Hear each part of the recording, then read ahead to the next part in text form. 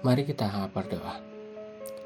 Bapa kami yang di sorga, dikuduskanlah namamu, datanglah kerajaanmu, jadilah kehendak-mu di bumi seperti di sorga.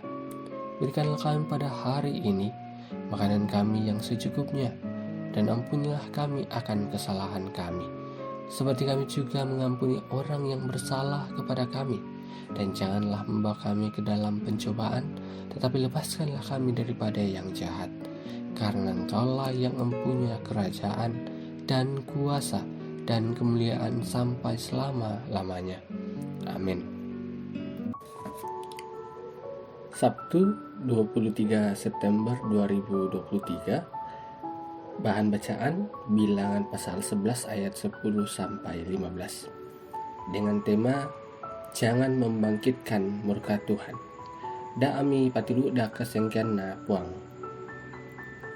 Musa merasa sedih ketika umat mengkritik dirinya dan seakan-akan mereka sudah tidak percaya lagi kepada Tuhan. Kritik mereka adalah soal makanan. Dapatkah mereka memperoleh makanan yang lebih baik daripada manna yang datang dari sorga? Mengapa justru mereka menginginkan makanan dari Mesir, tempat mereka telah mengalami perbudakan? Apakah mereka sudah meragukan pertolongan Tuhan? Musa sangat sedih dan diliputi kebingungan ketika mereka mendesaknya untuk mereka makan daging. Protes mereka membuat Tuhan murka hingga didatangkannya api dan menyala di depan perkemahan mereka. Membandingkan makanan pemberian Tuhan dengan makanan di Mesir adalah bentuk pemberontakan kepada Tuhan. Musa sangat sedih mendengar kata-kata mereka dan bahkan menyatakan bahwa ia sudah tidak sanggup lagi menghadapi bangsa itu.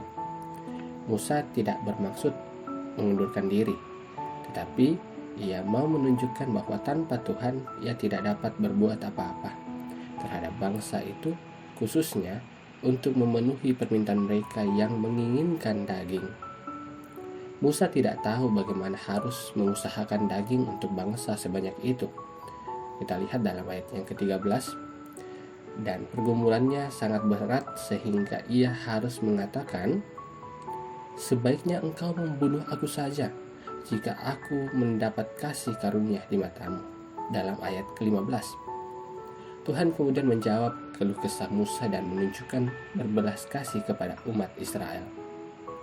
Tuhan murka terhadap pemberontakan umat, tetapi Dia juga penuh belas kasihan.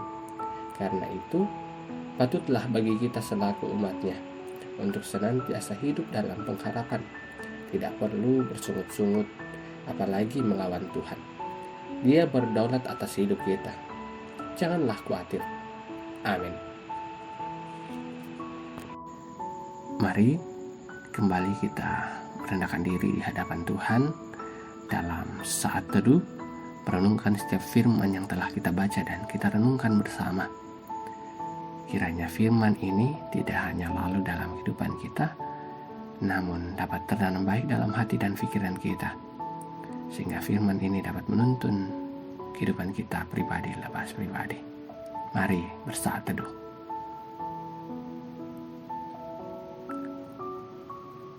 Amin. Demikian perenungan firman Tuhan pada hari ini. Sampai jumpa lagi dalam perenungan firman Tuhan edisi selanjutnya. Tuhan Yesus memberkati.